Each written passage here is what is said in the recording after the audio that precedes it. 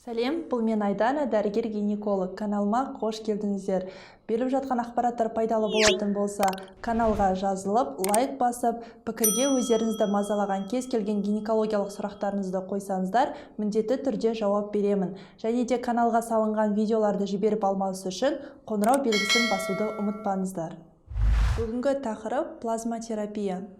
Қазіргі таңда медицинада жиі қолданылып жүрген әдістердің, емдеу әдістерінің бірі осы плазматерапия. Плазматерапия дегеніміз әйел кісінің өзінің қаны алынып, арнайы аппаратқа салынып, яғни қанның жасуша бөлігі мен сары суы бөлек ажыратылады.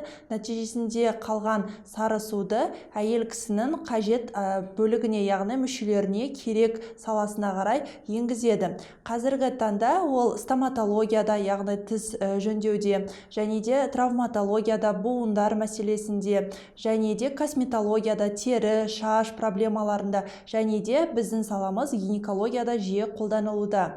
Бұл бұрыннан бері бар әдіс, тек қана аппараттың, техниканың жаңаруына байланысты қазіргі таңда жиі қолданылу үстінде. Яғни бұл плазматерапия қандай жағдайларда көмек көрсетеді?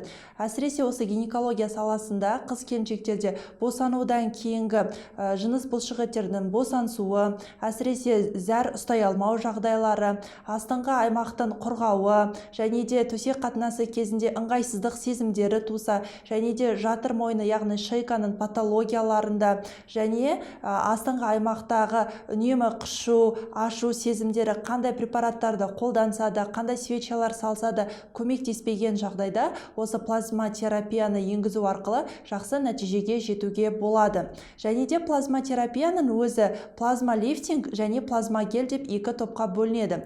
Плазмалифтинг дегеніміз ол тек қана плазманы, яғни сары суды әйелдің жыныс аймағына қарай енгіземіз мүшелеріне. Соның нәтижесінде жыныс аймағының қызметін жақсартамыз. Яғни ол жерге құнарлық нәр береміз. Нәтижесінде жыныс аймағының, яғни қызметі артады. Ол жердің қандануы жақсарады. Қан айналымы жақсарғаннан кейін көптеген ауруларға себеп, яғни еміне жақсы нәтиже көрсетеді. Ал плазмагель дегеніміз ол көбінесе қыз-келіншектердің босанудан кейінгі бұлшықеттерінің босансуы, яғни төсек қатынасында ыңғайсыздық сезімдері, ләззат алмау сезімдері болатын болса, осы плазмагельдің көмегімен жақсы нәтижеге жетуге болады. Яғни бұлшықеттердің жұмысын қайтып қалыпқа келтіріп, тонусын арттыра аламыз.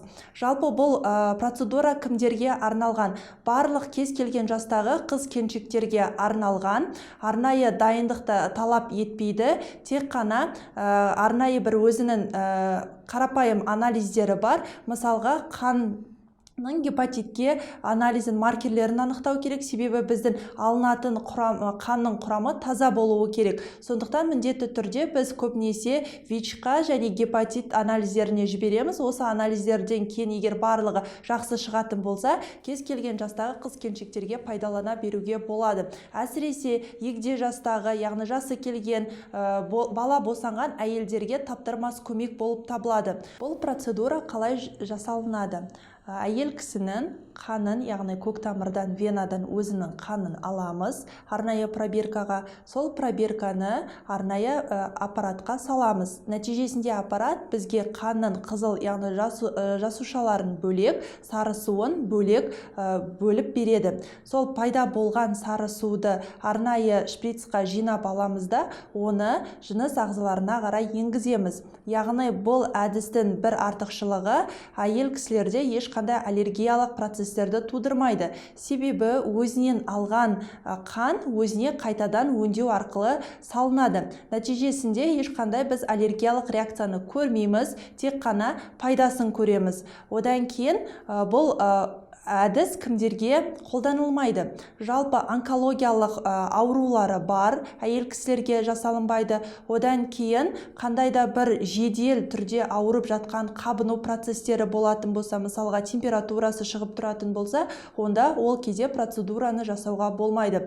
Одан кейінгі келесі жүкті ханымдарға, яғни аяғы ауыр қыз-келіншектерге бұл процедураны жасауға болмайды. Және де жоғарыда айтып өткен, егер ВИЧ және де сізде гепатит аурулары болатын болса қанда, онда бұл процесті жасауға мүлдем болмайды, яғни бұлар қарсы көрсетілімдер болып табылады. Ал қалған жағдайдың барлығында бұл процесті, яғни терапияны қабылдауға болады. Нәтижесінде, егер қандай да бір мысалға ұзақ мерзімді созылмалы қабыну, яғни суық тию процесі болса, жүкті бола алмай жүрсеңіз, немесе үнемі төменгі жағыңыз, яғни жыныс аймағындағы ауру сезімі мазалайтын болса, төсек қатынасында ыңғайсыздық сезімдері болатын болса, зәр жіберіп қою жағдайлары кездесетін болса, әйел кісілерде әсіресе жел шығару және де босанғаннан кейінгі өзіне қанағаттанбау сезімдері пайда болатын болса, онда міндетті түрде осы терапияны қабылдаған абзал.